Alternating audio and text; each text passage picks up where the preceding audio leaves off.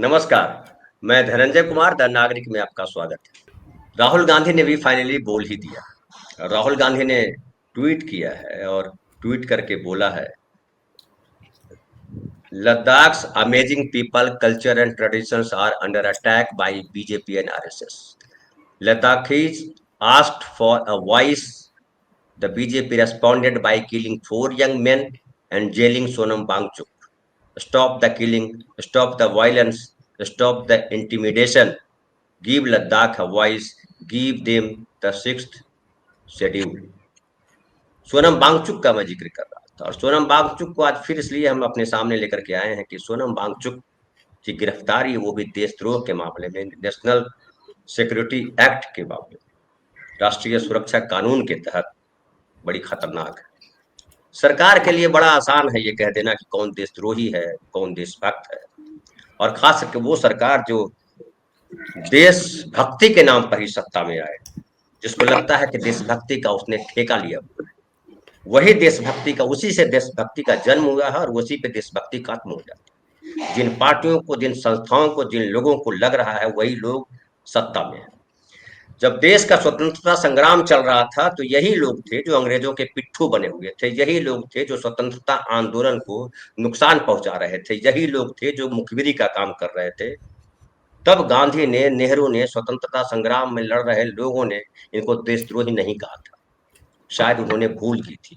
लंबे समय से आरएसएस और बीजेपी, खास करके जब से सत्ता में बीजेपी आने लगी है, अगर ये बात कीजिए 80 के दशक के बाद की बात, और खास करके जब से वाजपेयी सत्ता में आए, तब से देशद्रोही कौन है, देशभक्त कौन है, इसका सर्टिफिकेट सड़क चलते लोग बांटने लगे।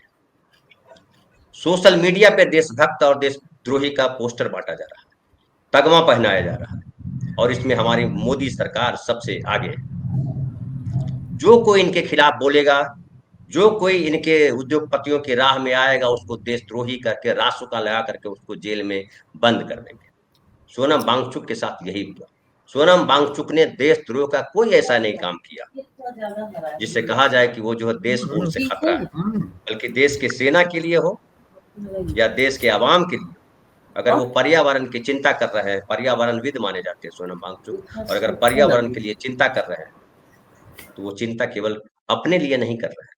लद्दाख का टेम्परेचर अगर बढ़ता है तो उससे ग्लेशियर पिघलेगा, और जो दूसरे राज्य है लद्दाख के अलावा उन तमाम राज्यों के लिए संकट खड़ा हो जाएगा, भारत के लिए संकट खड़ा हो जाएगा। और बड़ा अच्छा बोलते हैं सोनम वांगचुक कि सरकारें 5 साल के लिए सोचती है, लेकिन हम जो वहां के नागरिक हैं, हम अपने बच्चों की पीढ़ियों का भविष्य सोचते हैं।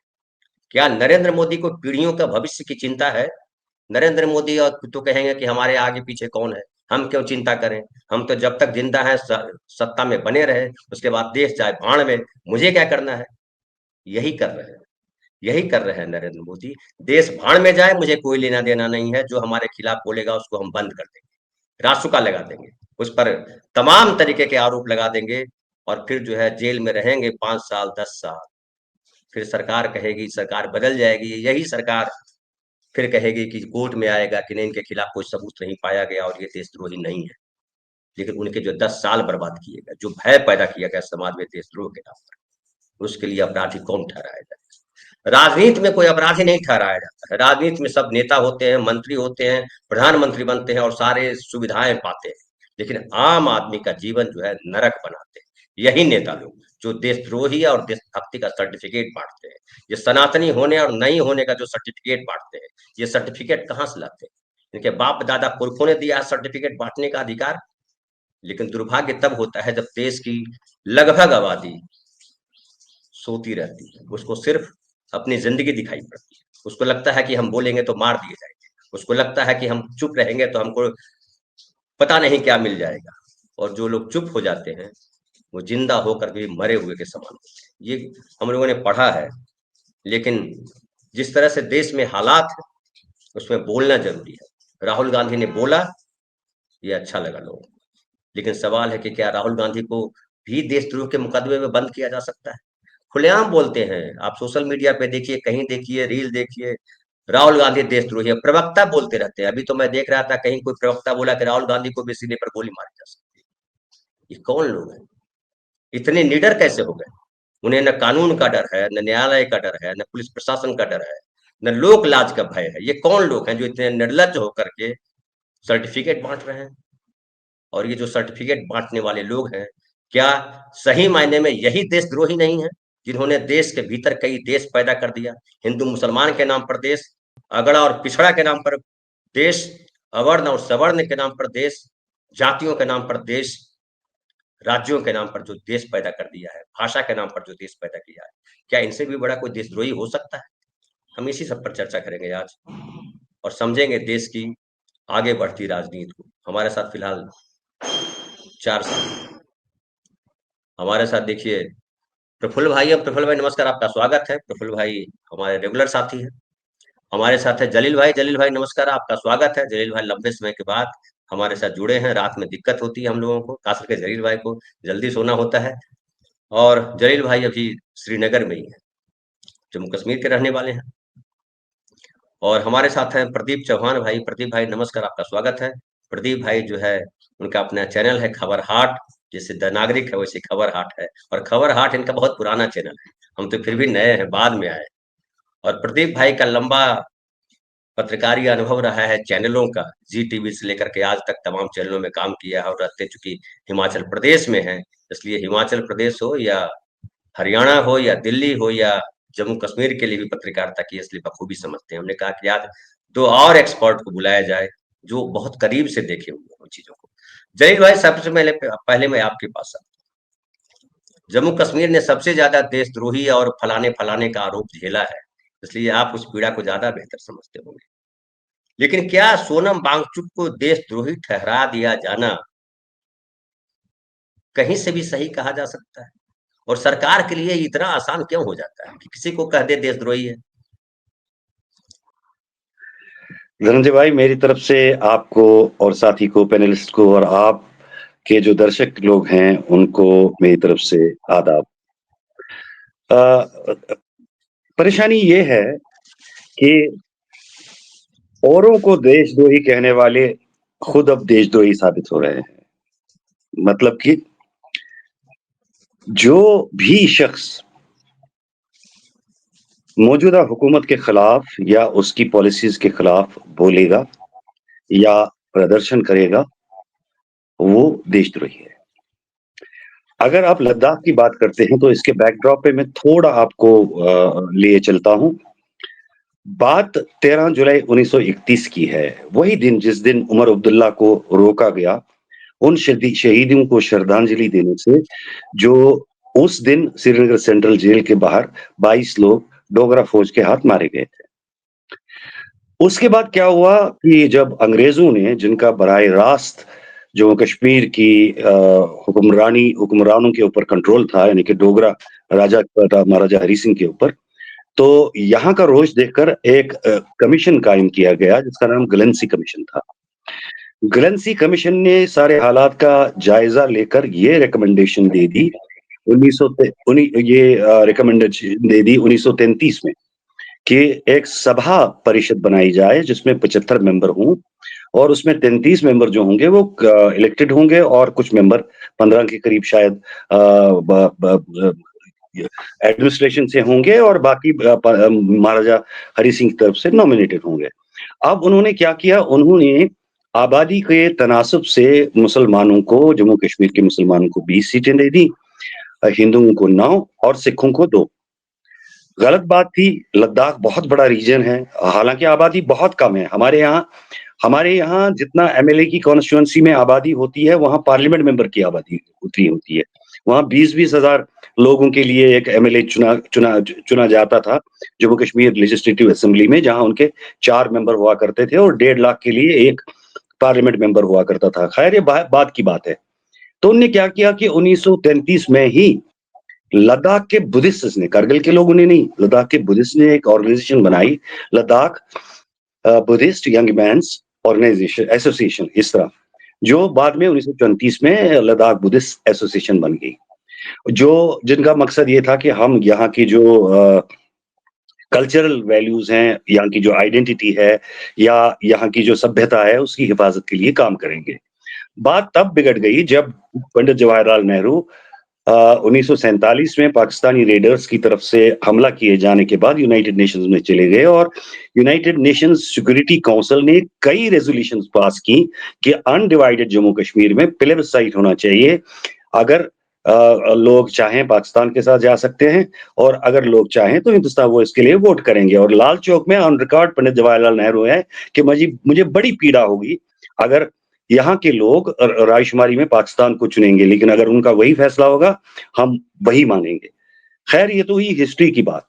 यहाँ पर लद्दाखियों ने क्या किया, उन्होंने ये बुद्धिस्ट एसोसिएशन की, उसके चेयरमैन ने नेहरू जी को खत लिखा कि हमें इस प्लेबसाइट अरेंजमेंट से बाहर रखिए। तो ये सेशनिज्म का, अलाहिदगी का, जम्मू कश्मीर से अलहदा होने का बीज जो बोया गया था वो 1933 में ही जमीन में गाड़ दिया गया था और आहिस्ता आहिस्ता इसको पानी देने लगे और हालात की मुनासिबत से। और 47 का ये वाकया और उसके बाद क्या हुआ 1989 में जब यहाँ मिलिटेंसी शुरू हो गई तो ये इनसिक्योर फील हो गए लद्दाखी, खासकर बुद्धिस्ट।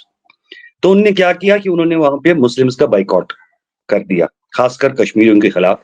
और कुछ दंगे भी हुए, जो लोकल कश्मीरी मुस्लिम्स और बुद्धिस्ट थे उनके दरमियान दंगे हो गए। और इन सालों के दौरान उन्होंने ये डिमांड की थी कि हमें यहाँ के लिए अलग से लद्दाख अफेयर्स मिनिस्ट्री दी जाए और उसमें लद्दाख से जो एमएलए होगा वो उसको हेड करेगा। लेकिन 1900 ये पहले की बात है, मतलब 1900 जो 1989 से पहले की बात है, ये 70s की बात है, से लेट 70s की। 1980 में यहाँ की जो गवर्नमेंट है उसने ये डिमांड रिजेक्ट कर दी। तो ये मामला जो है, ये दूरियां जो है और बढ़ गई और मिलिटेंसी के साथ और भी ज्यादा बढ़ गई और इसमें अब मजहबी उनसर भी आ गया। और वो इसलिए आ गया कि लद्दाख के बुद्धिस्ट यहाँ के मुसलमानों के साथ अपने आप को ठीक तस्वुर नहीं करते थे और उन्होंने बाइकआउट वगैरह की मुहिम शुरू कर दी, जिस दौरान कश्मीर से गए हुए टैक्सी ड्राइवर्स को मारा पीटा गया और उनको लद्दाख के लेके अंदर नहीं घुसने दिया जाता था, ट्रकर्स को नहीं घुसने दिया जाता था। बड़ी गंभीर सूरत हाल थी और इसी तरह से जो करगिल के लोग हैं उनके खिलाफ भी यही कुछ हो रहा था। बाद में क्या हुआ कि 1992 में भारतीय हुकूमत ने लद्दाख के लिए ग्रांट कर दिया लद्दाख ऑटोनॉमस हिल काउंसिल, जो पूरा एक ऑटोनॉमस काउंसिल था और लद्दाख के अफेयर्स में उसकी मतलब काफी से थी और किसी हद तक ये लोग मुतमईन हो गए। लेकिन यहाँ पे मजहबी जो रंग आ गया ना जम्मू जम्मू कश्मीर और लद्दाख के खित्ते के दरमियान, उसमें कहीं ना कहीं आरएसएस का हाथ है और बीजेपी का भी हाथ है। ये लोग बहुत करीब हो गए और जैसा कि आप जानते हैं कि आपने देखा होगा कि यही सोनम वांगचुक ने जब आर्टिकल 370 को एब्रोगेट किया था, उसने ट्वीट किया था कि हम मोदी जी का शुक्रिया करते हैं कि उन्होंने इस एक्ट को खत्म किया और हमें यूटी का दर्जा दिया गया। अब क्या हुआ कि यूटी का दर्जा दिए जाने के बाद दरअसल जो बात थी वो ये थी कि जम्मू कश्मीर को, मेरे ख्याल से और कई लोग मेरे से इत्तेफाक करेंगे जम्मू कश्मीर रीजन में, कि जम्मू कश्मीर को दो हिस्सों में नहीं बांटा जाता, बल्कि जम्मू कश्मीर को अगर यूटी बनाया जाता उसमें लद्दाख भी शामिल होता, क्योंकि बीजेपी कोई डिमांड नहीं मानती है, कोई भी डिमांड। लेकिन यहाँ के जो रिसोर्सेज हैं वो इतने ज्यादा हैं, वो इतने ज्यादा हैं, खासकर जो सोलर एनर्जी है, यहाँ पे इतनी कैपेसिटी है। और आपको पता ही है कि सोलर एनर्जी में कौन लोग हैं। और लद्दाखी जो यूटी की डिमांड कर रहे थे वो उनको मिल गई और उसके बाद वो स्टेट मांगने लगे, लेकिन यूटी भी नहीं उनको दी गई। और उसके पीछे क्या वजह है वो मैंने आपको बता दी। यहाँ पे 13 गीगावाट्स के लिए मंसूबे जो हैं उनको मंजूरी दी गई है और कई भारतीय कंपनियां, जिसमें अडानी जी की 2 कंपनियां और टाटा पावर है और इसी तरह एक दो कंपनियां और हैं, मैं उनका नाम भूल गया चूंकि मैं घर पे नहीं हूँ, मैं कहीं और हूँ। तो 5 कंपनियां ऐसी हैं जिन्होंने अपना इंटरेस्ट इसमें दिखाया है। इसके अलावा वहां पे और भी मिनरल्स है, जिसमें रेयर अर्थ मिनरल्स है, गोल्ड है, लाइम है। तो इस हिसाब से ये बहुत बहुत ही जरखेज इलाका है उन लोगों के लिए जो इन चीजों में डील करते हैं और जिनको इन चीजों में हाथ डालने के लिए छूट हासिल है। आपको मैं बताता चलूं कि अभी अभी अभी ये जो लद्दाख अपेक्स बॉडी के को चेयरमैन हैं, उन्होंने इंडियन एक्सप्रेस की खबर है, उन्होंने कहा है कि हम दफा 370 को एक कर्स मानते थे और इसके खिलाफ बोलते थे। लेकिन अब जो लद्दाख एरिया है, वो पूरे भारत के लिए खुल गया है। तो यही वजह है कि अगर बातचीत भी हो रही थी इनके दरमियान, तो उसमें रिजर्वेशंस की बात हुई। तो उसमें 1/3 रेशियो के हिसाब से औरतों को रिप्रेजेंटेशन की बात हुई, जो कॉन्स्टिट्यूशनल बॉडीज हैं। ये तो पहले ही था, ये चीजें तो पहले ही थी।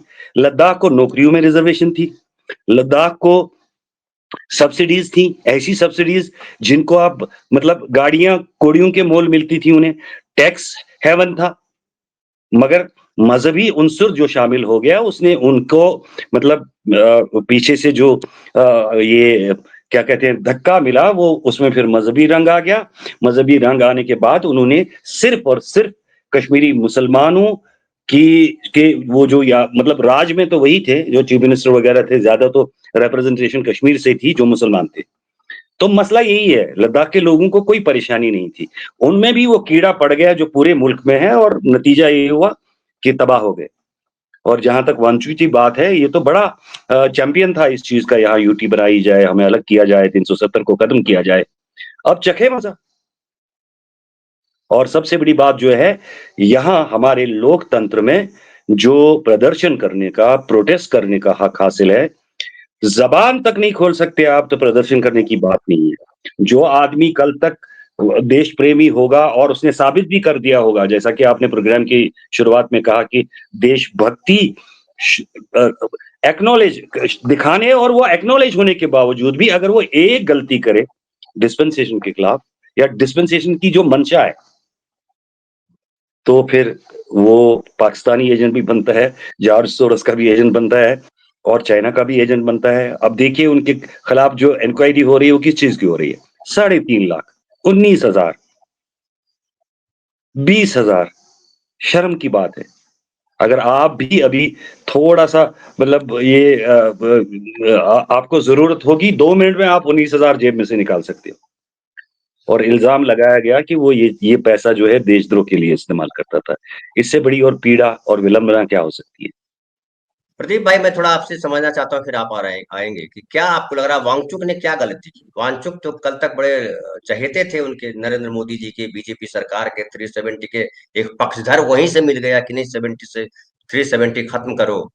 ऐसा ऐसे क्या चूक कर दी वांगचुक ने जिसकी वजह से उनको अचानक जो है देशद्रोही बता दिया गया, जबकि उनके पिताजी का भी इतिहास है और वो देशभक्ति का इतिहास है। इस आदमी का इतिहास है जिसमें उसने टेंट लगाए, 16 टेंट, जो अंग्रेज जो जो हमारी भारतीय सेना के लिए जरूरी थी, जिसने दुनिया में अपनी प्रतिभा का लोहा मनवाया।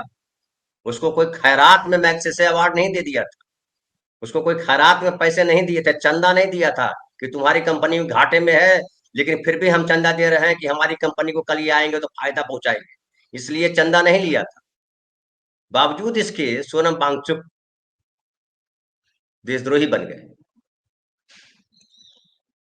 देखिए धनंजय भाई, सबसे पहली बात तो ये कि मुझे ऐसा लगता है कि लद्दाख को मैं अपने नजरिए से बता सकता हूँ कि मुझे ऐसा लगता है लद्दाख का जो मामला है सारा, वो ईगो का मामला है, और ईगो हर्ट मोदी जी की नहीं हुई है। लद्दाख में ईगो हर्ट अमित शाह की हुई है, क्योंकि जम्मू और कश्मीर दो ऐसी स्टेट है जिसका सारा मामला अमित शाह देख रहे हैं। अमित शाह के हिसाब से ही वहां पर वो जो 370 हटने का और उसके बाद दो यूनियन टेरिटरी बनाने का, वो सब अमित शाह का आइडिया था। और यहाँ अमित शाह ही जो है वो लद्दाख को वो देख रहे हैं, सारा जम्मू कश्मीर और लद्दाख में वहां जो भी अपॉइंटमेंट्स हो रही है वो अमित शाह के चॉइस की हो रही है। वह मोदी जी को इन्फॉर्म, मोदी जी को हाँ में हाँ है, मतलब वो ज्यादा इंटरफेयर नहीं करते।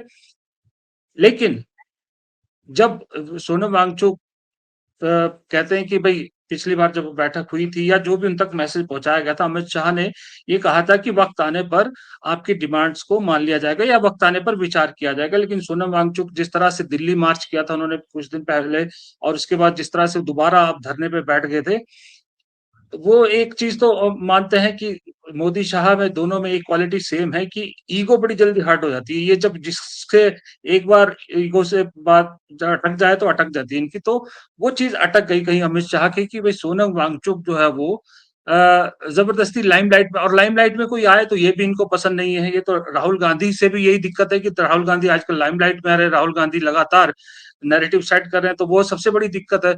केजरीवाल से भी दिक्कत तभी हुई थी, अपने पाले हुए केजरीवाल से दिक्कत तभी हुई जब केजरीवाल जो है वो लाइमलाइट में ज्यादा आने लग गए। जो लाइमलाइट में आता है उनसे दिक्कत होती है। आप ध्यान से देखिए, जब से हेमंत सोरेन अरेस्ट हुए उसके बाद दोबारा जीत के आए, हेमंत सोरेन खबरों में नहीं आते, तो हेमंत सोरेन को आजकल कोई छेड़ नहीं रहा। हेमंत सोरेन को लेके कुछ ज्यादा हो नहीं रहा, क्योंकि वो लाइमलाइट से दूर। जो लाइमलाइट में आएगा वो इनकी नजर में आएगा, क्योंकि लाइमलाइट ये शेयर नहीं कर सकते। सोनम वांगचुक की सबसे बड़ी गलती ये थी कि वो जो अपने वीडियोज के जरिए, अपने मैसेज के जरिए, अपने अनशन के जरिए, सब चीजों के जरिए वो लाइमलाइट में आ रहे थे। न सिर्फ इस देश में आ रहे थे बल्कि इंटरनेशनल लाइमलाइट में आते, क्योंकि वो इंटरनेशनल फिगर है। यहाँ की मीडिया उन्हें ना दिखाए बेशक, वो अलग बात है, लेकिन इंटरनेशनल मीडिया उन्हें पूरा दिखा रही थी। बीबीसी उनको दिखा रही थी, अच्छे से दिखा रही थी।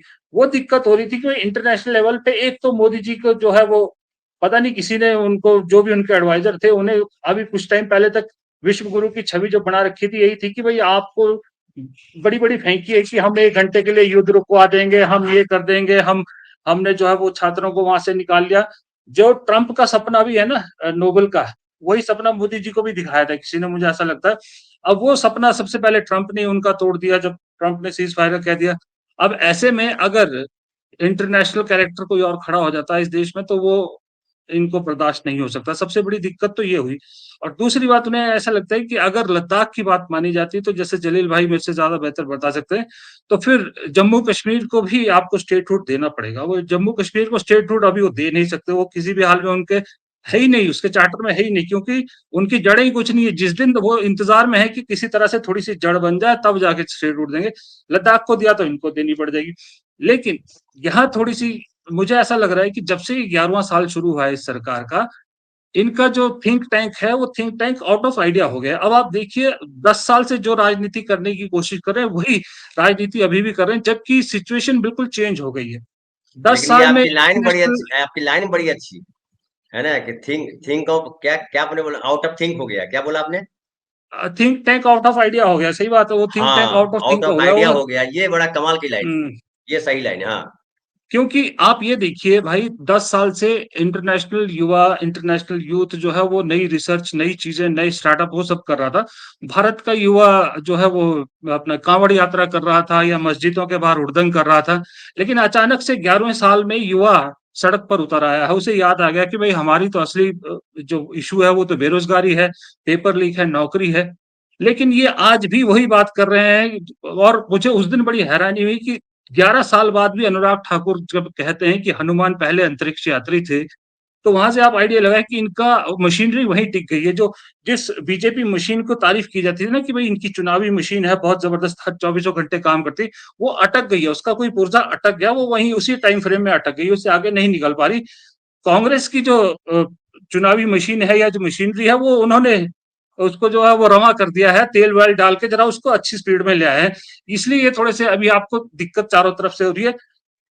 आप मैं अभी किसी से बात कर रहा था इंटरनेशनल उस पे, तो जो हमारे मेरे एक व्यूअर हैं, तो उन्होंने मुझे एक बल्कि भेजा भी था स्क्रीनशॉट, कि वहां पर जो ब्रिटेन में बैठे हैं, वो ब्रिटेन में भी सब दिख रहा है कि लद्दाख में क्या हो रहा है, उत्तराखंड में क्या हो रहा है, असम में क्या हो रहा है, तमिलनाडु में क्या हो रहा है, कर्नाटक में क्या हो रहा है। ये जो हम यहाँ दिखा रहे हैं या देख रहे हैं, मीडिया तो नहीं दिखा रही, जो सोशल मीडिया पे देख रहे हैं, वो वहां सब दिख रहा है, इंटरनेशनली सब उनको दिख रहा है।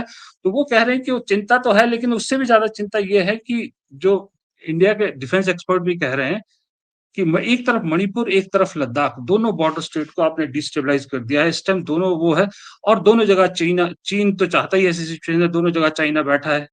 अब ये मैं इसमें डिफेंस एक्सपर्ट नहीं हूँ, और मुझसे ज्यादा वरिष्ठ पत्रकार सामने बैठे हैं, ये इन्होंने मुझसे ज्यादा देखा है इंटरनेशनल वो भी सारी चीजें, तो ये ज्यादा बेहतर बता सकते हैं। लेकिन एक आम नागरिक के नाते मैं ये कह सकता हूँ कि सोनम वांगचुक वाला जो है एक ब्लंडर किया है। सोनम वांगचुक पर हाथ नहीं डालना चाहिए था। हाँ, आप उनकी इंक्वायरी करते, सब कुछ करते, लेकिन उन्हें गिरफ्तार नहीं करना चाहिए था। और गिरफ्तार करके जोधपुर भेजना दिखाता है कि आप कितने डेस्परेट है कि एक भाई है तो वो भी इंसान ही ना। मैं जैसे पहाड़ी इलाके में रहता हूँ, मैंने सारी जिंदगी जब नौकरियां की तो दिल्ली, राजस्थान इधर की, लेकिन अब मैं यहाँ ही रहता हूँ। तो अगर मुझे कोई यहाँ से उठा के अचानक से आज के डेट में भी दिल्ली में डाल देना, तो मैं 2 दिन बाद हाँफने लग जाऊंगा, क्योंकि टेम्परेचर का बड़ा फर्क है भाई। वो जानबूझ के उनको जो है लद्दाख से उठा के जोधपुर डाला गया बहुत सही है ना? आपने कहा, तो बहुत सही कहा हाँ, आपने, ये यही सारी है कि इसी में वही मर हाँ, जाए तो ज्यादा अच्छा है।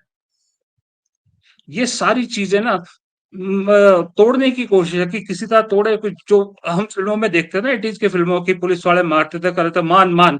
जो पंजाब पुलिस के बारे में हम बचपन से सुनते थे कि पंजाब पुलिस गीदड़ को मारा मार के कहती है कि तू बोल मैं शेर हूँ, तब तक मारती रहती थी जब तक गीदड़ ये ना कहे मैं शेर हूँ। तो ये हाल है कि वो ऐसी सिचुएशन पैदा करना चाहते हैं कि आदमी टूट जाए।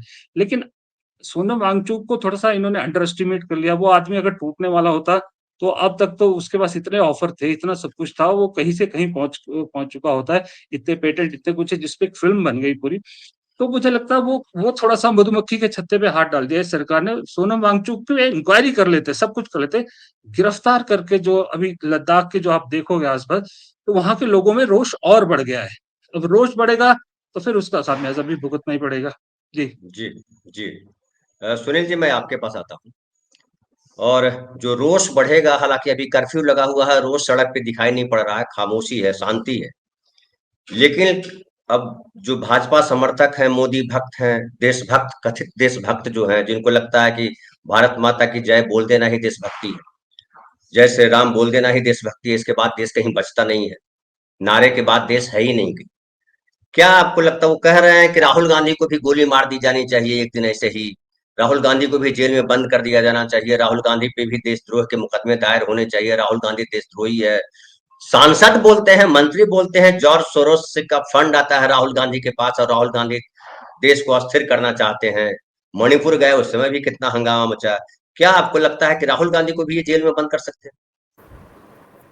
धन्यवाद धनंजय जी। क्या बुराई है, सबको बंद कर दीजिए। बंद कर देने से अगर आपको लगता है कि देश बच जाएगा और आप देश बचा रहे हैं, बचा लीजिए और देश इसको स्वीकार कर ले। सोनम वांगचुक की गिरफ्तारी तो लेह लद्दाख के लोग स्वीकार नहीं कर पा रहे हैं।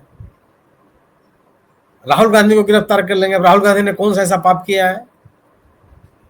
विपक्ष के नेता की भी बात नहीं आप सुनेंगे। और कर्फ्यू लगा देने से और गिरफ्तारी कर देने से सरकारों के खिलाफ आक्रोश खत्म थोड़ा हो जाता है। दुनिया का इतिहास गवाह है कि ढेर सारे लोगों ने अपने अपने विरोधियों को बंद किया। लोगों को अपनी गद्दी छोड़ के जानी पड़ी या लोगों ने भगा दिया। अगर कोई व्यक्ति जनता से जुड़े हुए सवाल को उठा रहा, राहुल गांधी के ने कौन सा पाप किया या सोनम वांगचुक ने कौन सी ऐसी बात कर दी थी जिससे कि आप उनको जेल में बंद कर देंगे? तो इसलिए तो सवाल है, सोनम जब वांग भाई सुनील शुक्ल जी पे अगर देशद्रोह का मुकदमा चार्ज कर दिया जाए, कुछ किया ना किया हो, आप बोल रहे हैं, तो क्या कर लेगा कोई? वही तो हम सवाल कर रहे हैं कि सरकार के लिए कितना आसान है। हमेशा से आसान था, अभी भी ये अगर सरकार संवेदनशील नहीं है तो उसके लिए कुछ भी कठिन नहीं है। अगर सरकार प्रो पीपुल नहीं है, जनता उसकी प्राथमिकताओं में नहीं है, तो कुछ भी कठिन नहीं है। कुछ भी कोई नहीं रोक सकता, सवाल नहीं पैदा होता। प्रश्न इस बात का है कि अगर इस देश में लोकतंत्र है, इस देश में अगर लोग अपनी बात कहना चाहते हैं, लोकतांत्रिक मूल्यों के साथ हम रहते हैं, तो आपको असहमति और आलोचना नहीं सुननी पड़ेगी। आप नहीं सुनेंगे उसको, और आप नहीं सुनेंगे उसके बाद आप सोचेंगे कि गिरफ्तार करके जेल भेज देंगे, उसके बाद सब कुछ व्यवस्थित हो जाएगा, लोग स्वीकार कर लेंगे। स्वीकार किए हैं क्या? जहां जहां ये प्रयोग किया गया लोगों ने उसको स्वीकार कर लिया। लगातार आंदोलन चल रहा है। कांग्रेस के नेताओं के खिलाफ कितने कितने मुकदमे दर्ज हुए, क्या क्या नहीं कहा गया उनको, पब्लिक डोमेन में वो सभी बातें, लोग चुप हो गए। सवाल इस बात का है कि अगर सरकार अपनी लोकप्रियता चाहती है तो उसको जनता के मनोभावनाओं को समझना होगा। अगर सरकार ये चाहती है कि उसका प्रति जन समर्थन बना रहे, तो वह लोगों की भावनाओं की उसको कदर करनी पड़ेगी। सोनम वांगचुक ने ऐसा कोई काम नहीं किया है जिसको लेकर के आप उनको देशद्रोही कहें। जो मांगे वो मांग रहे हैं, वो तो भारतीय जनता पार्टी की सरकार ने उनको वादा किया था। भारतीय जनता पार्टी के जो 370 खत्म होने का निर्णय था, उसका सोनम वांगचुक ने समर्थन किया। देश के तमाम लोग विरोध में थे, ढेर सारे लोग थे 370 खत्म करने के पक्ष में नहीं थे। वो जम्मू कश्मीर राज्य के बंटवारे के पक्ष में नहीं थे। सोनम वांगचुक सरकार के निर्णय के साथ थे। लेकिन अगर आज वो लेह लद्दाख की प्रगति के लिए कोई बात कर रहे हैं कि जो सरकार ने वायदा किया उसको वो पूरा करे, क्या गुनाह है इसमें? अगर वो लेह लद्दाख के लिए एक अलग से लोक सेवा आयोग चाहते हैं, कौन सा गुनाह है? क्यों नहीं मिलना चाहिए एक राज्य को अपना लोक सेवा आयोग? प्रश्न इस बात का है कि ये अब सोनम वांगचुक अपने लिए तो कोई मांग नहीं रहे हैं, क्या उनको अपनी संस्थाओं, जो उनकी अपनी संस्थाएं हैं, उनको तमाम सरकारी सहायता मिल जाए, उनको निजी रूप से उनको तरह तरह की सहायताएं मिल जाए, उनकी बहुत बेहतरी हो जाए, तो कुछ कर नहीं रहे वो। और ये कौन सा तरीका? एक नेता जो वहां के लोगों में लोकप्रिय है, उसको आप किनारे कर देंगे, उससे आप बात भी नहीं करेंगे और आप सोचेंगे कि जनता आपके साथ खड़ी हो जाए। ये संभव है क्या? आप ले काउंसिल से बात करेंगे, करगिल डेमोक्रेटिक अलायंस से बात करेंगे, लेकिन उस बातचीत में सोनम वांगचुक नहीं होनी चाहिए। ये कौन सा तर्क है? क्या सोनम वांगचुक एक ऐसे व्यक्ति हैं जो लेह और लद्दाख की भावनाओं को नहीं समझते? और जो बातें उन्होंने कही है वो तो पिछले काउंसिल के चुनाव में भारतीय जनता पार्टी ने उसका वादा किया था, क्यों नहीं पूरा करेंगे आप? समय के अनुकूल आप कुछ ही बोल देंगे, उसके बाद उसको आप भूल जाएंगे और लोग उसको आपको याद न दिलावे। ये एक जिस तरह का नैरेटिव ये सरकार बनाना चाहती है, लोग निश्चित रूप से 2014-2019 में लोग इस नैरेटिव को मान लेते थे। किसी को आपने गिरफ्तार कर लिया, किसी को आपने जेल भेज दिया, किसी को आपने देशद्रोही कर दिया, किसी को आप विदेशी दुश्मनों से मिले हुए लोगों के रूप में उसकी संज्ञा निरूपित कर दी, लोगों ने मान लिया। लेकिन आज तो स्थिति नहीं है, क्योंकि अब लोग देख लिए कि पिछले वर्षों में आप क्या कर रहे हैं। आप अपनी विफलताओं को छुपाने के लिए या अपनी विफलताओं से जनता का ध्यान हटाने के लिए आप इस तरह के हथकंडे अपनाते हैं। कैसे संभव है? या क्यों लोग स्वीकार करेंगे? आप सोचिए कि जो लोग लेह के नागरिकों के साथ इस तरह का खिलवाड़ कर रहे हैं, वो कितने देशभक्त हैं। लेह एक ऐसा इलाका है जिसकी सीमाएं चीन से मिलती हैं, पाकिस्तान से मिलती हैं, सीमावर्ती राज्य है। वहां का नागरिक एक सजग चौकीदार है अपने देश की संप्रभुता और अस्मिता के लिए। ढेर सारी जानकारियां वहां के लोगों से मिलती है। करगिल का जो घुसपैठ हुई थी उसकी जानकारी वहां के नागरिकों ने दी सबसे पहले, बाद में हुकूमत के लोग आए, चाहे सरकारी एजेंसी आई।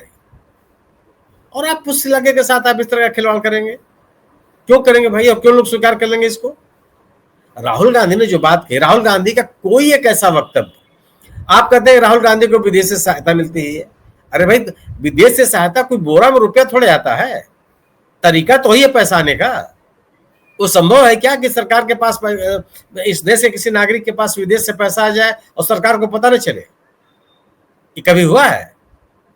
आप उस जरिया को नहीं बताते, यह पैसा कब मिला ये आप नहीं बताते, कौन आकर के दे गया ये आप नहीं बताते। कोई अटैची में भर के रुपया लेके चला आएगा? अगर आप इसको स्वीकार करते हैं तो आप किस बात की जांच पड़ताल करवाते हैं हवाई अड्डों पर? और अगर जो ट्रांजैक्शन के तौर तरीके हैं, रेमिटेंस के जो तौर तरीके हैं, उससे कोई पैसा आ रहा है तो आपको उसकी जानकारी नहीं है कि कौन भेज रहा है, कब भेज रहा है, कितना पैसा भेज रहा है। ये अब लोग समझते हैं, देश के लोग समझते हैं कि आप कौन सी बात की बात आपकी आधारहीन है, किस बात को कितना यकीन किया जाए। और इस सरकार का, इस पार्टी का खास तौर से यह शुरू से नजरिया रहा है कि जिसको आप लोकप्रिय बनाना चाहते हैं, जो व्यक्ति आपके लिए राजनीतिक रूप से चुनौती है, उसके व्यक्तित्व को खंडित कीजिए, लोगों में उसके विश्वास को कम कीजिए, ऐसे आरोप लगाइए कि लोग उस व्यक्ति से घृणा करने लगे।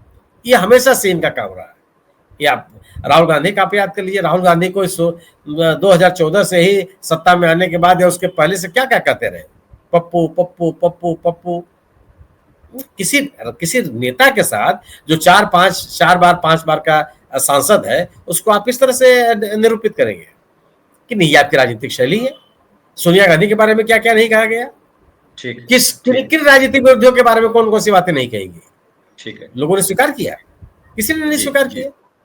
ठीक है। और आज स्थिति है कि यह सरकार अपनी लोकप्रियता के चरम पर है। यह राजनीतिक दल लोगों के द्वारा खारिज किए जाने के चरम पर है। ये कैसे अपने आप को बचाएगी? इन हथकंडों से नहीं बचा सकती। नहीं बचा वो लोगों ठीक। के साथ खड़े होकर के ही भले अपने आप को बचा ले, अन्यथा ये तरीका तो उसको और रसातल में ले जाएगा। जी, हमारे गांव में एक कहावत है, सुनिए, कि जो दूसरे को रुलाता है, एक समय ऐसा आता है जब उसके लिए कोई रोने वाला नहीं रह जाता।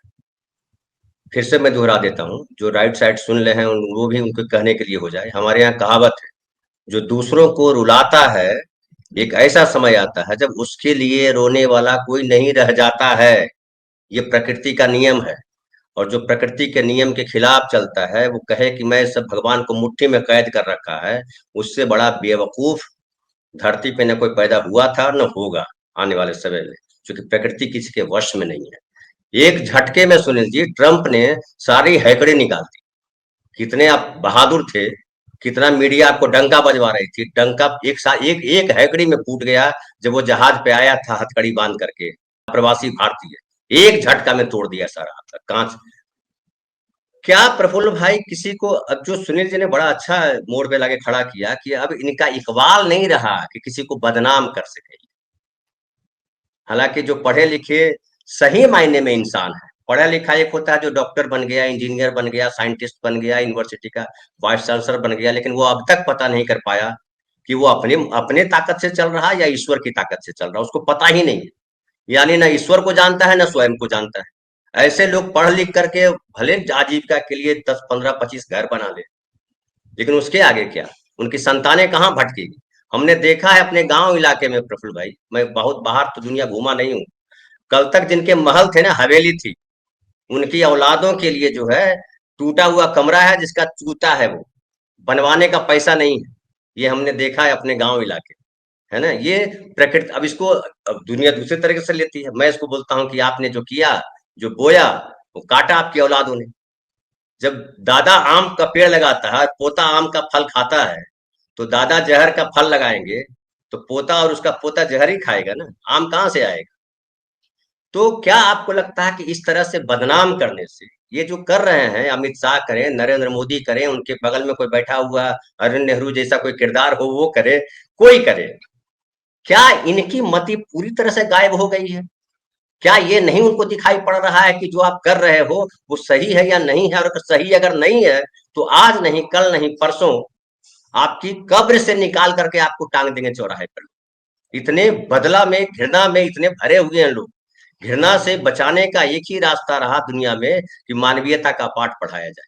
जो मानवीयता के पाठ पढ़े हुए लोगों को दानवता का पाठ पढ़ाने की किताब लेके घूम रहे हैं, लाइसेंस लेकर के घूम रहे हैं, क्या उनको इल्हाम नहीं होता इन बातों का? जी जी, नमस्कार सभी को। सुनील सर ने बहुत अच्छी बात कही, और कि इकबाल नहीं रहा, लेकिन कोतवाल तो है। ये इकबाल से नहीं, कोतवाल से चलने वाले लोग हैं सर। ये इकबाल की परवाह नहीं करते हैं। बहरहाल, आपने बहुत अच्छी ये बात भी कही, प्रकृति की चर्चा की,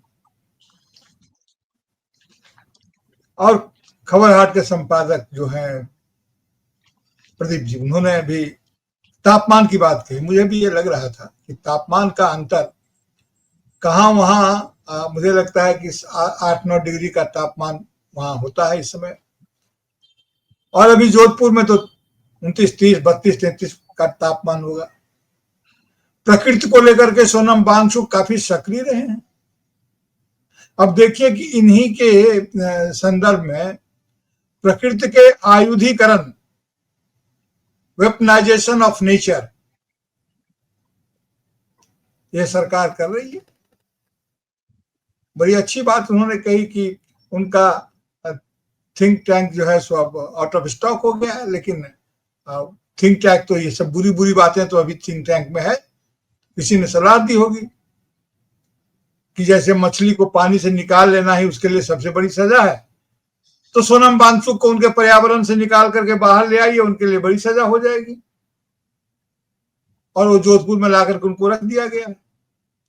और देखिए कि ये जो वहां का जो प्रशासनिक है, जो प्रशासनिक जो ट्रांजिट ऑर्डर के आधार पर उनको लाया गया है। मुझे लगता है कि अदालत में पेश करने की शायद वहां पर कोई प्रथा नहीं है या क्या है पता नहीं, कि अदालत किस अदालत में पेश किया गया, किसी अदालती आदेश से उनको उस इलाके से यहाँ लाया गया है नहीं, एक ट्रांजिट होता है वारंट। तो ये लोग जानकार लोग बताएंगे, मुझे इसकी जानकारी नहीं है, लेकिन प्रशासनिक आदेश तो निश्चित रूप से होगा। फिर वहां उनकी क्या स्थिति है नहीं है, वो एक राजनीतिक बंदी है, लेकिन देशद्रोही कह के आप उन्हें क्या एक क्रिमिनल बंदी के रूप में क्या चार्ज लगा है नहीं लगा है, अभी तो अदालत में जब बात जाएगी तब पता चलेगा ना कि क्या क्या चार्ज लगा है नहीं लगा है वास्तविक रूप में। अभी तो हियर से या कथन जो होता है, हम लोग जिसको बोलते हैं कि सूत्रों के हवाले से हो रहा है, सूत्रों, तो सूत्रों का क्या है, सूत्र कभी इधर उलझते हैं कभी उधर उलझते हैं, और उनके बारे में जो सूत्रों के बारे में जो बात बिहार के राजनीतिक तेजस्वी यादव ने कहा। प्रफुल्ल भाई, जब पद पे बैठा हुआ मोटा व्यक्ति सूत्री बन जाए तो क्या कीजिएगा? सूत्रों के हवाले से ही बोलना पड़ेगा ना। हाँ हाँ, तो वही बता रहे हैं कि उधर बिहार के राजनीतिज्ञ तेजस्वी यादव ने सूत्र को क्या कहा और किससे उसका तुक मिलाया, ये इस पर मैं क्या कहूं, अभी फिलहाल सभी जानते हैं। एक बार धूमिल ने जरूर कहा था कि निष्ठा के नाक पर रुमाल रखकर उसका तुक विष्ठा से कैसे मिला दूं, ये धूमिल ने कहा। तो इस प्रकार की तुकबंदी से राजनीति चल रही है। देखिए, निश्चित रूप से जब हमारे यहाँ राज्य का गठन हुआ था, पुनर्गठन हुआ था 1956 में, उस समय में क्या क्या आधार अपनाए गए थे? भाषा, सांस्कृतिक आधार, माने भाषाई और संस्कृति का आधार, प्रशासनिक सुविधा, भौगोलिक क्षेत्र। अब कल्पना कर सकते हैं कि मैं जिस राज्य से आता हूं बिहार का, वहां का आबादी का घनत्व 1106 आदमी है प्रति वर्ग किलोमीटर, और जिस टोपोग्राफी की मैं बात कर रहा हूं वहां की आबादी का घनत्व 5 आदमी भी नहीं है, 5 आदमी भी नहीं है सर। और जम्मू कश्मीर के साथ भी जो उनका अगर ये था, तो जम्मू कश्मीर की आबादी के घनत्व से भी उनकी आबादी बहुत विरल है।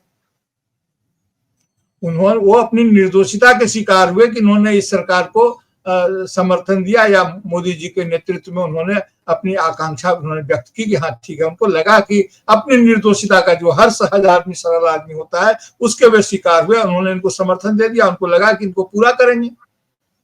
मुझे नहीं पता कि जैसा सुनील सर बोल रहे थे कि उन्होंने अपने घोषणा पत्र में या कोई डॉक्यूमेंट बनाया कि नहीं बनाया कि इनको स्टेटहुड देंगे कि नहीं देंगे, लेकिन इशारा और संकेत और फीलर तो उन्होंने जरूर दिया होगा, और तभी वांगचुक ने उनका समर्थन किया होगा। 6 शेड्यूल का वादा किया गया था मैनिफेस्टो में, 6 शेड्यूल जी हाँ, तो LADS के संदर्भ में किया गया था जी। लद्दाख को वही सुविधा जो 4 पूर्वोत्तर के राज्यों को हासिल है, उसी का 6 शेड्यूल का इसमें ग्रांट करने का वादा किया गया था बीजेपी का, जो 2019 का मैनिफेस्टो था।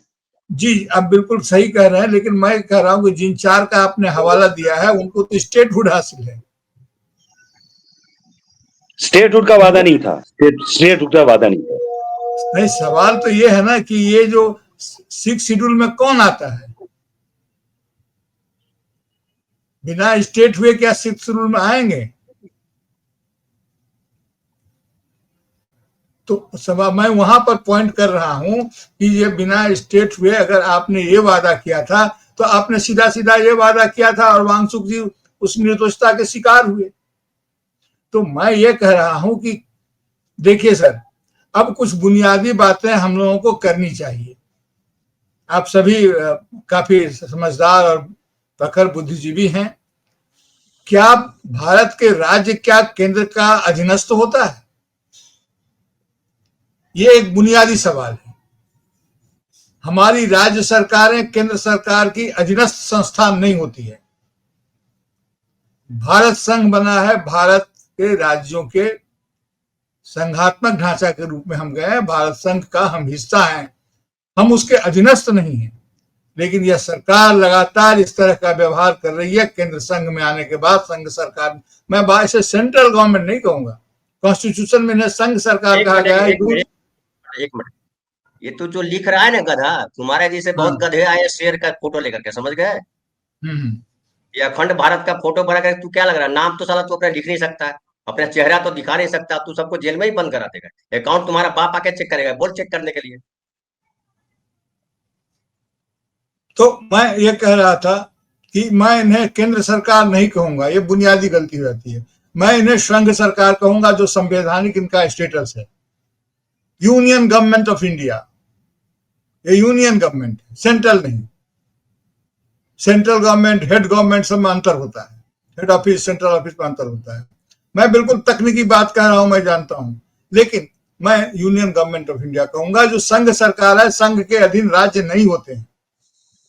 इसलिए मैंने बार बार ये, मेरे दिमाग में ये बात आ रही है कि रीजनल या फेडरल सिक्योरिटी एक्ट भी विधानसभाओं को पास करना चाहिए, कि जो हमारे, क्योंकि कुछ शर्तों के साथ ही भारत के राज्य जो है सो इसमें शामिल हुए हैं, और 370 जैसी कई धाराएं कई राज्यों के साथ है। कहीं उसका नाम 371 है, कहीं कुछ और है, कहीं कुछ और है। एकमात्र जम्मू एंड कश्मीर के साथ ये बात नहीं लागू थी। नागालैंड में कुछ और है, मिजोरम में कुछ और था, सिक्किम के साथ है, महाराष्ट्र के साथ भी है, पश्चिम बंगाल में, सभी जगह कुछ न कुछ बातें लगी हुई है, और इसके बाद लोग उसमें शामिल हुए थे। और अभी उतने की बात करने की वक्त नहीं है, लेकिन मैं ये फिर दोहराना चाहता हूं कि उसके अधीन नहीं है। अब अगर प्रशासनिक सुविधा को देखा जाए तो वहां ना अदालत है, न कोर्ट है, न वहां FIR होती है। हमने सुना कि वहां FIR भी 0 है। भाई बता रहे थे राठौर साहब की वहां पर दंगे भी हुए हैं। आबादी का थोड़ा सा बढ़ा हुआ रूप जो है सो, थोड़ी सी आबादी बढ़ी हुई कारगिल में जरूर है।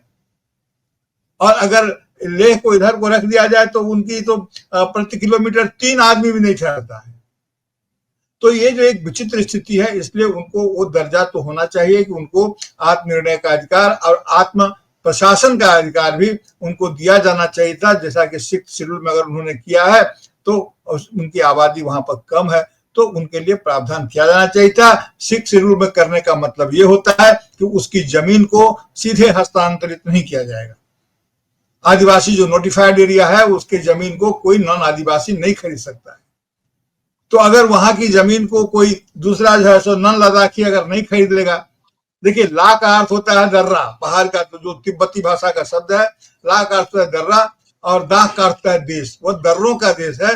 तो वो वहां पर वो एक प्राकृतिक स्थिति है, तो दूसरा कोई उसकी जमीन को नहीं खरीद सके, इसका प्रावधान किया जाना जरूरी है। यही तो चाहते हैं, वो चाहते हैं कि हमारी संस्कृति का संरक्षण हो। और वो क्या चाहते हैं, और आप जो चाहते हैं, केंद्र सरकार जो चाहती है कि उनकी सारी की सारी जमीन खास आदमी के हिस्से में चले जाए, जो दूर दूर से लद्दाखी नहीं है। तो संघर्ष यहां पर है। और जो रेयर अर्थ मटेरियल्स है, मिनरल्स नहीं, रेयर अर्थ मटेरियल। मिनरल्स तो वो होते हैं जिनकी माइनिंग करके जिनको निकाला जाता है, खुदाई करके जिनको बाहर किया जाता है। और अर्थ मटेरियल्स होते हैं ऊपर में ही मिलते हैं। जैसे हमारे झारखंड में सोनभद्र नदी में रेयर अर्थ मटेरियल गोल्ड का कुछ रूप कम मिलता है, कम मिलता है मगर मिलता है। तो वहां पर ऐसे अर्थ मटेरियल है, क्योंकि आबादी का आना जाना कम है, पर बिल्कुल प्राकृतिक स्थिति है। वहां तो चुंबकीय पहाड़ है, राठौर साहब अच्छी तरह जानते होंगे कि वहां पर उल्टी दिशा में जाती हुई चीजें दिखती है, चीजें ढलान की तरफ नहीं ऊंचाई की तरफ लुढ़कती हुई दिखती हैं। तो सोनम वांगचुक ने एक वैकल्पिक प्रस्ताव दिया, ठीक ही कहा सर ने कि उनका चूंकि इंटरनेशनल पर्सनैलिटी है, तो उनकी बुद्धिमत्ता का, उनकी सूझबूझ का इस्तेमाल पूरे भारत के संदर्भ में किया जाना चाहिए था। आपने उनको देशद्रोह का ये बना दिया, और वो देशद्रोह का उन पर आरोप लगा करके आप उनको जेल में ले आए। ये ठीक है कि सरकार क्या कर सकती है, नहीं कर सकती हो, तो ताकत के बल पर ही सारा काम करती है, लेकिन उनकी मांगे बिल्कुल साफ है और उनके लोग वहां पर हैं। और पूरे के पूरे ये जो है, एक हम लोग कहते हैं, प्रदीप सर, सुनील सर, हम लोग कहते हैं कि मारी धी के पुतो लिया तरास।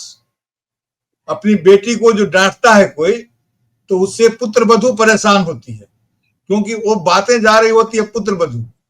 तो सोनम वांगचुक जैसे आदमी पर जो ये निशाना साध रहे हैं, इनका निशाना राहुल गांधी जैसे नेता हैं जी। वो उसका वातावरण बना रहे हैं। और इसी आशंका के गर्भ से यह सवाल उठता है धनंजय कुमार जी का, कि क्या राहुल गांधी को गिरफ्तार करने की मंशा सरकार रखती है।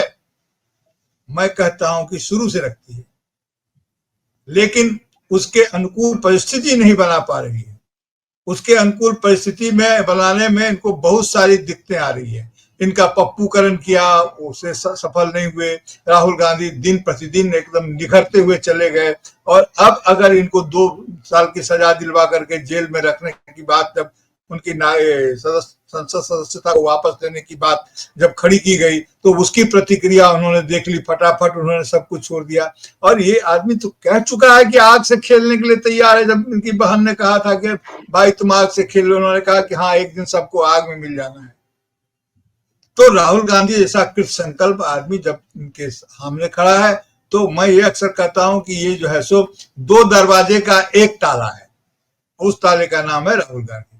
दो दरवाजा क्या है? ये चाहते थे, पहले चाहते थे विपक्ष मुक्त, कांग्रेस मुक्त भारत, फिर इनको सपना आ गया नहीं विपक्ष मुक्त भारत, एक ही दल का एक ही शासन, और अब इनको लग रहा है नहीं राहुल गांधी मुक्त भारत हमको चाहिए, क्योंकि राहुल गांधी ही वह ताला है जो विपक्ष मुक्ति और कांग्रेस मुक्ति दोनों के दरवाजे पर लगा हुआ है, जिसको ये खोल नहीं पा रहे हैं।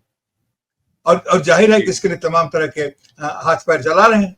उसकी चाबी इनके पास नहीं है, और हथौड़ी से के बल पर इकबाल जब नहीं बचा तो कोतवाली की ताकत के इस ताला को तोड़ दें या खोल दें, इसका राजनीतिक साहस फिलहाल नहीं दिखता है, फिलहाल नहीं दिखता है। इसीलिए प्रवक्ता लोग जो भी करें, लेकिन मंशा तो इनकी है। और ये लेकिन आत्मघात भी तो आदमी करता ही है, और कोई ऐसा आत्मघाती निर्णय भी सरकार कर सकती है। आत्मघाती मतलब जो लोकतंत्र के पक्ष में बिल्कुल ही गलत साबित हो जाए, ऐसा निर्णय सरकार कर सकती है, इससे इनकार तो नहीं किया सकता है। सर ठीक है। जलील भाई एक छोटा सा जवाब आपसे चाहिए कि अब जो है उनकी गिरफ्तारी के बाद क्या सरकार अपनी मंशा में कामयाब हो जाएगी कि अब वहां कोई आंदोलन नहीं होगा, कोई मांग नहीं उठेगी, जो कहेगी बीजेपी सरकार वही मान लेंगे लद्दाख के लोग, या बर्फ के अंदर जो है कुछ हलचल है और ये कल और ये बड़ा रूप ले सकता है? क्या किस तरह से आप देख रहे हैं, क्योंकि आप ही के राज्य का मामला है?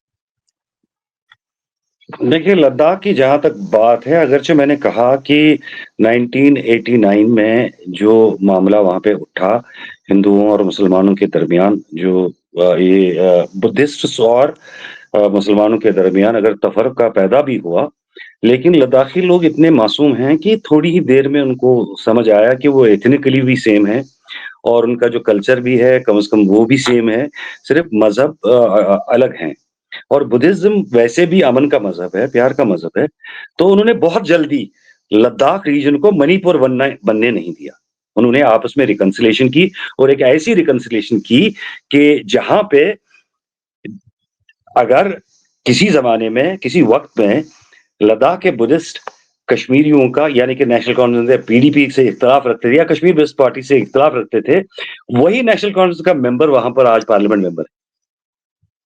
तो ये आप एक पॉजिटिव चीज भी देखिए इसमें। मेरे कहने का मतलब है कि लद्दाख को इन चीजों की आदत नहीं है।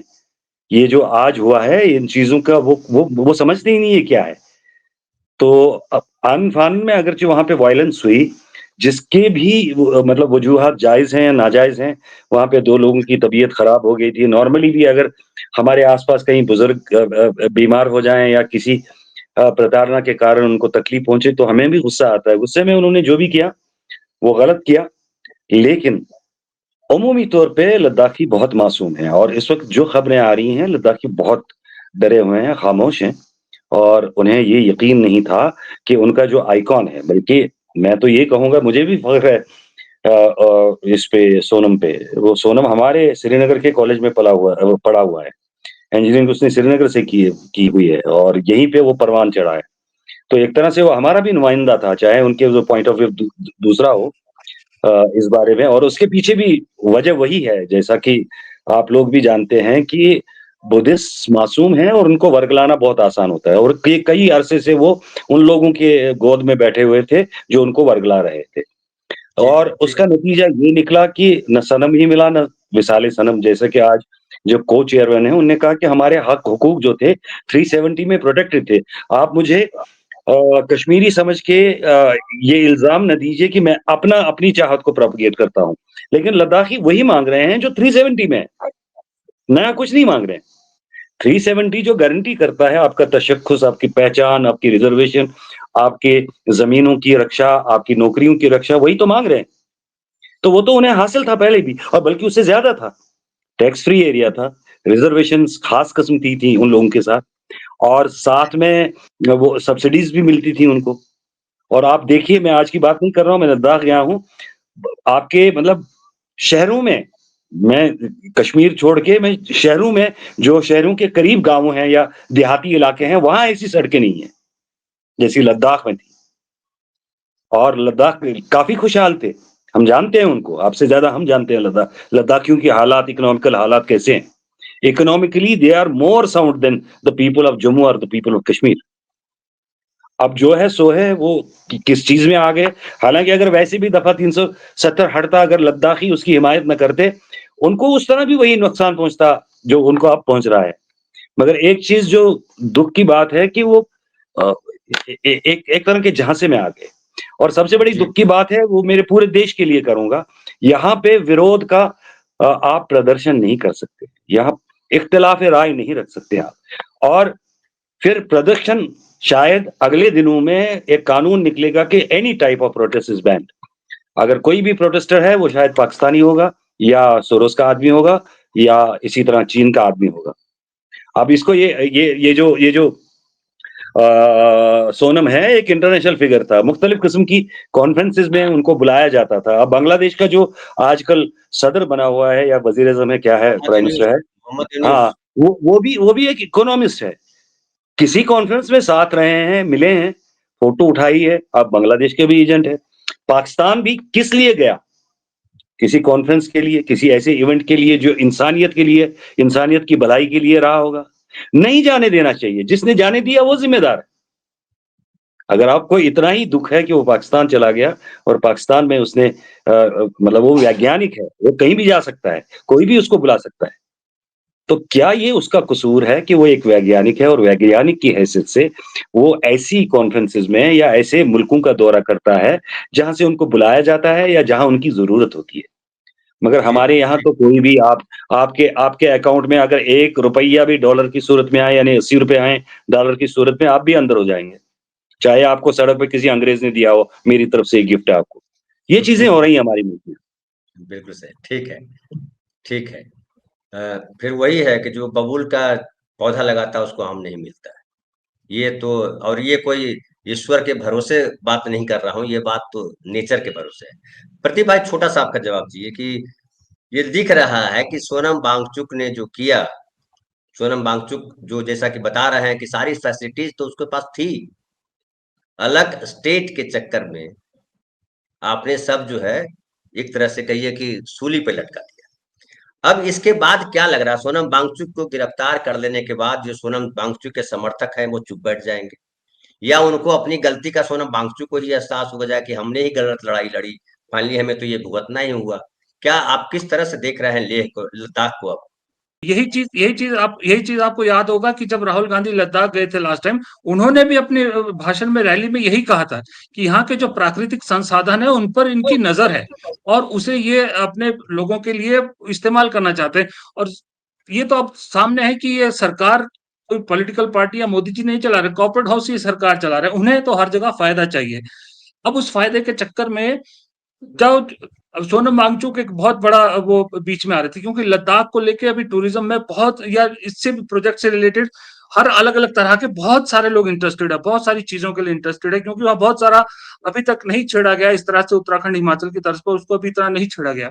वहां सोनम वांगचुक कहीं बीच में आ रहे थे। और मुझे ऐसा लगता है कि सोनम वांगचुक को कहीं ना कहीं उसकी भी जो भुगतान करना पड़ा है, जो वो इन्वायरमेंट को लेकर लगातार काम कर रहे थे, लगातार आवाज उठा रहे थे। और रही बात आपकी कि भाई उनके समर्थकों को क्या सोचना पड़ेगा, कि समर्थकों को तो अब क्या बोलूं, क्योंकि इंडियन एक्सप्रेस की खबर थी परसों की कि 3 लाख की आबादी में 534 पोस्ट के लिए 50,000 एप्लीकेशन आई। यानी हर छठा आदमी वहां बेरोजगार है, नौकरी की तलाश कर रहा है।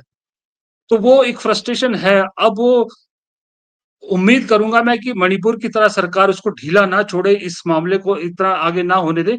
लेकिन मुझे ऐसा लगता है कि जैसा कि जलील भाई ने बताया कि फाइनेंशियली लद्दाख के लोग इतने कमजोर नहीं है जितना वो मणिपुर के लोग थे। तो वो मुझे लगता है एक गलती हुई है जो जलील साहब भाई भी करें, वो गलती तो नहीं होगी दोबारा। लेकिन ये इतना जरूर है कि लद्दाख के लोग शांत है, लेकिन डरपोक नहीं है, डरने वाले नहीं है, ये लड़ाई लड़ेंगे जरूर।